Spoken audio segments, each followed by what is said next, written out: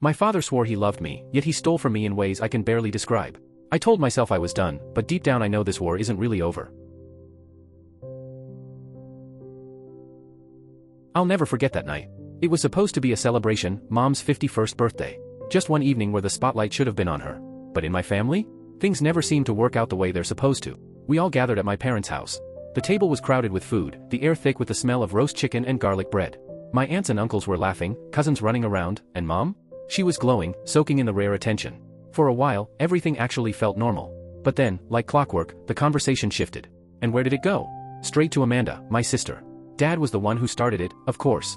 He launched into one of his trademark speeches, talking about how incredible Amanda was doing in college, how hard she was working, how much potential she had. He kept going and going, his voice practically swelling with pride. And Amanda? She sat there smiling, nodding along, like she wasn't used to hearing the same monologue at literally every single family gathering. The rest of us? We just sat in silence, because honestly, what could we even say? Then Dad suddenly turned toward me. Are you helping your sister enough? The question hit me out of nowhere. I blinked at him, confused, not even sure what he meant. Before I could respond, he turned to Amanda instead. Does he help you? Amanda hesitated, just for a second, before saying, yes, he does, but actually, I wanted to ask him for something. Dad's face lit up instantly. Oh? What is it?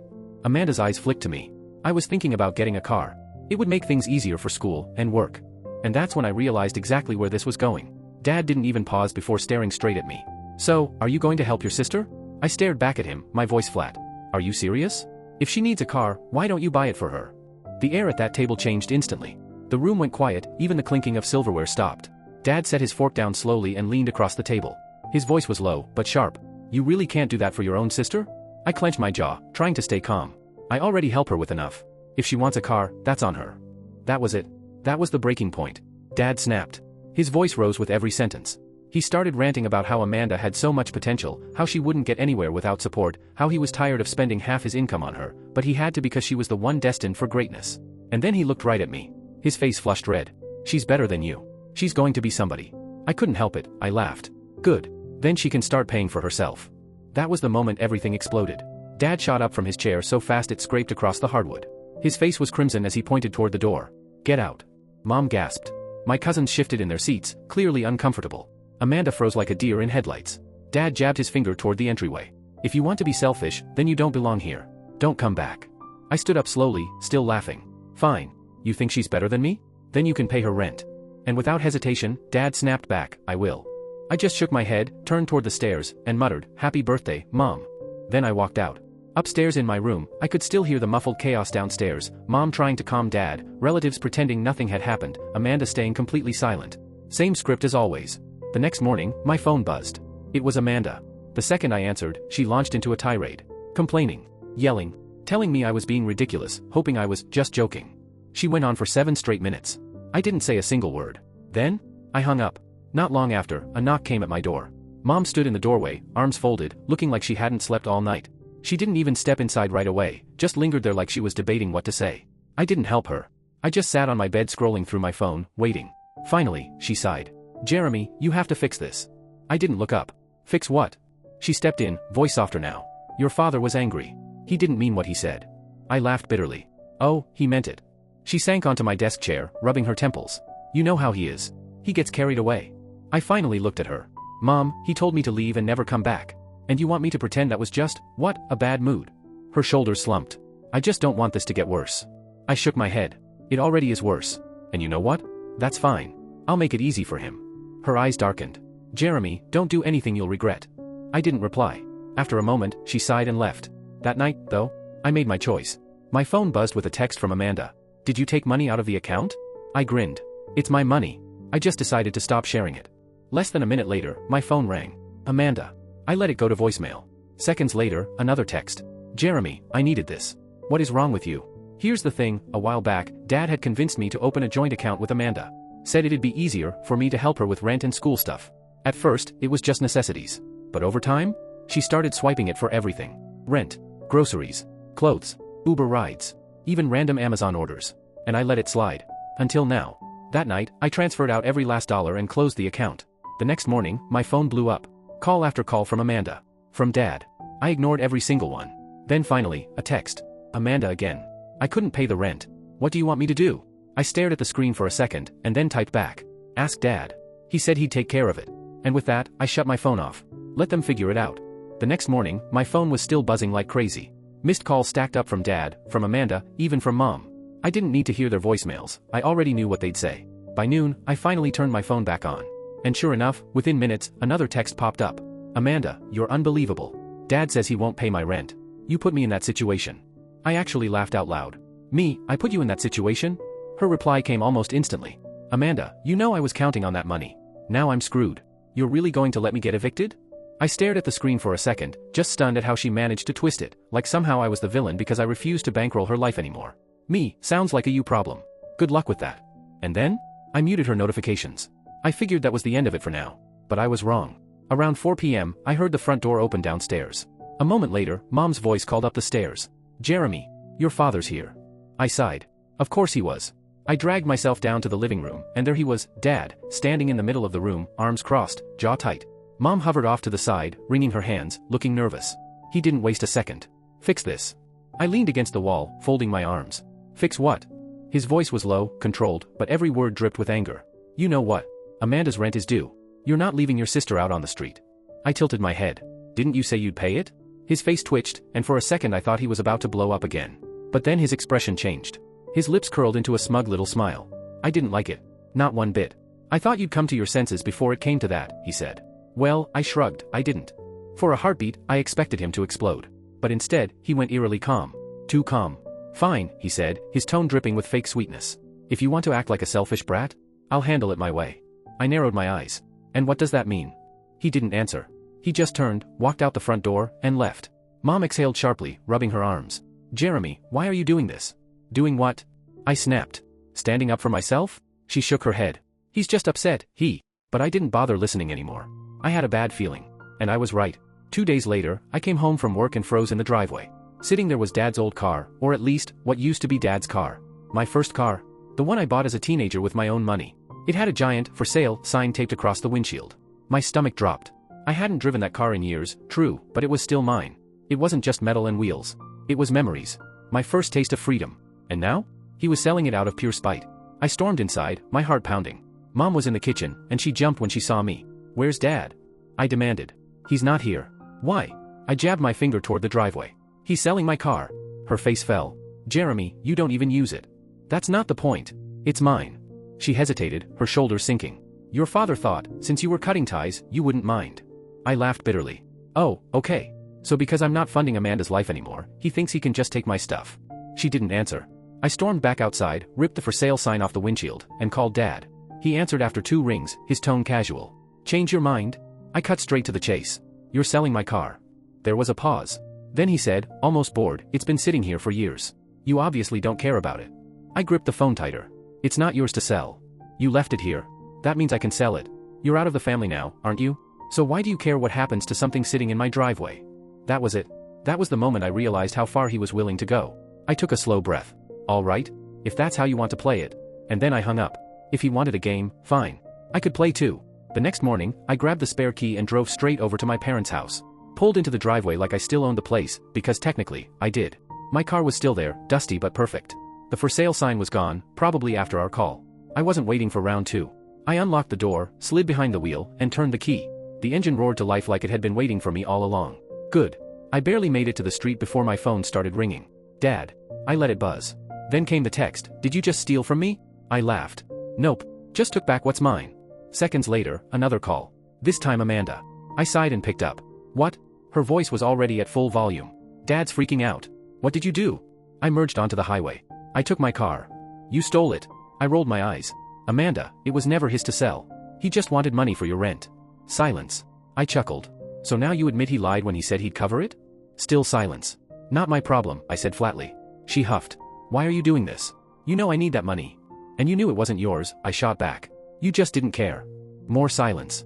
I could hear her breathing, like she was struggling to find words. Finally, in a smaller voice, she muttered, you didn't have to be so harsh. My grip tightened on the wheel. Amanda, I've been helping you for years. And the one time I stop, suddenly I'm the bad guy. Nothing. Just the faint sound of her breathing. Then, in the weakest voice I'd ever heard from her, she whispered, I don't know what to do. For half a second, I almost felt bad. Almost. But then I remembered, she and Dad had never hesitated to treat me like a walking ATM. Figure it out, I said. And I hung up. When I got home, Mom's number flashed on my screen. Straight to voicemail. Then another text from Dad. If you're not going to return my car, don't bother coming back here. I grinned, shaking my head. Sounds good to me. But I wasn't finished. Not by a long shot. If Dad wanted to play dirty, fine. I could play dirtier. See, he thought he had leverage. He thought cutting me out, threatening me, even trying to sell my car was the final word. But what he didn't know. I had one last card to play. There was something Dad had always counted on, our joint savings account. Not the one I shared with Amanda, the one I shared with him. Back when I first started working, Dad convinced me to open that account. He pitched it as, for security. Said it'd be easier if he helped me manage my money, in case I ever needed his guidance. I was young, naive, and I trusted him.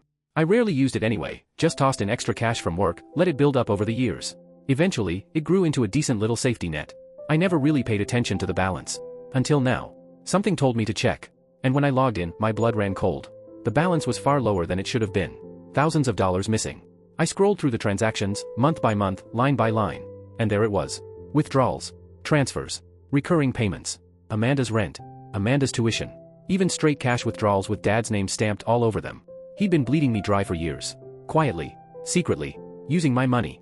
I sat there frozen, staring at the screen, fists clenching so hard my knuckles ached. My chest felt tight, like I couldn't even breathe. All right, I muttered.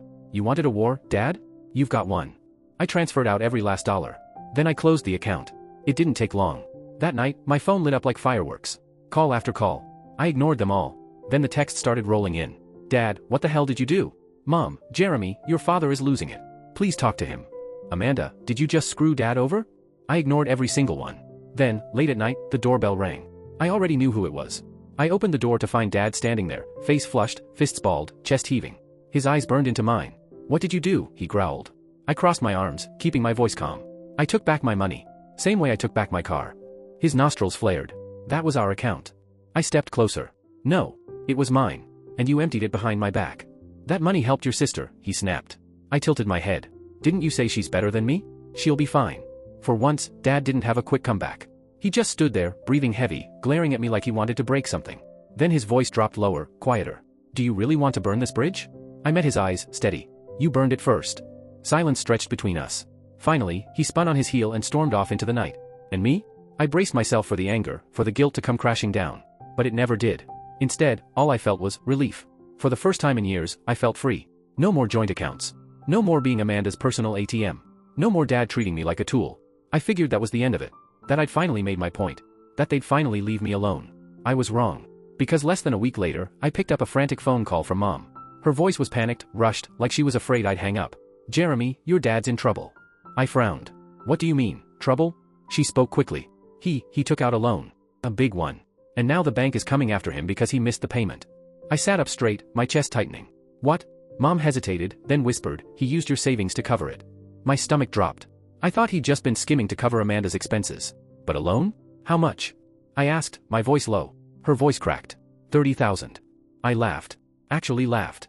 You're telling me Dad borrowed 30 grand, without telling me? Mom's breath hitched. I know. He thought he could handle it.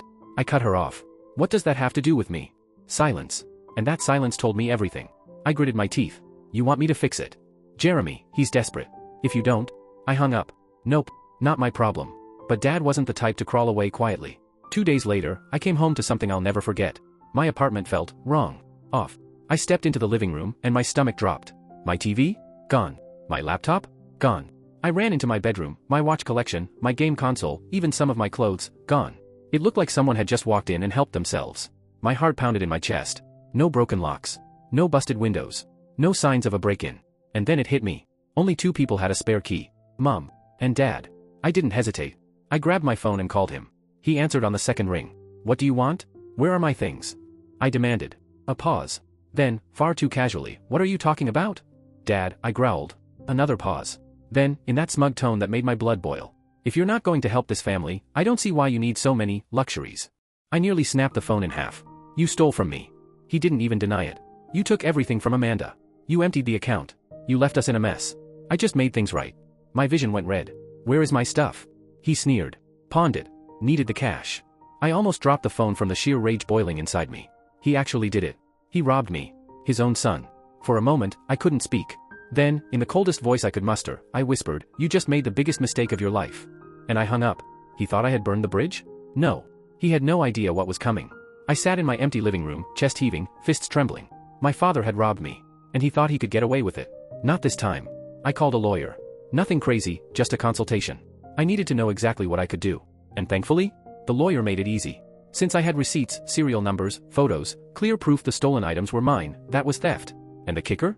Dad had admitted it over the phone. Press charges, the lawyer said. Or at least threatened to. He'll fold. So I did.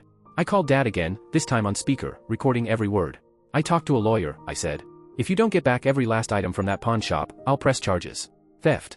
I'll see you in court. He actually laughed. You wouldn't do that. I smiled. I would. And guess what? I recorded your little confession last time. Wanna test me? Silence. Then, in a voice much weaker than before, he muttered, You're really going to put your own father in jail? I shrugged, even though he couldn't see it. You're the one who stole from me. So yeah, I will. Another pause. Then finally, he caved. I'll get the money. You have 1 week. 3 days later, he wired me every penny.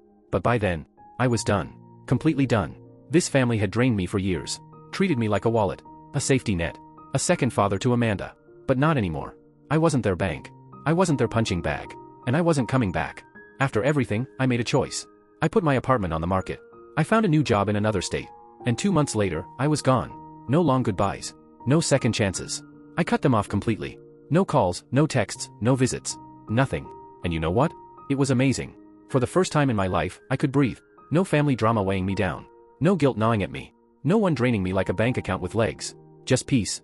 3 whole months slipped by in blissful silence, until my phone lit up one day. Mom. I almost ignored it. My thumb hovered over decline. But curiosity got the better of me. I answered. On the other end, Mom let out a tired sigh. Her voice was soft, worn thin. Jeremy, your sister's pregnant. I froze. What? Some freshman, Mom said, sounding more exhausted than I'd ever heard her. He left her. She's alone. I leaned back in my chair, letting the words sink in. Amanda. The golden child. The one who was supposed to be so much better than me. The one Dad sacrificed everything for. Pregnant. And abandoned. A slow grin spread across my face. Well, she's the best, right? And then I laughed. I laughed harder than I had in months. And I hung up. Update. It's been a few more months since I went completely off the grid. And honestly, life's been incredible. No shouting matches. No guilt trips. No walking on eggshells at family dinners. Just peace, quiet, and freedom.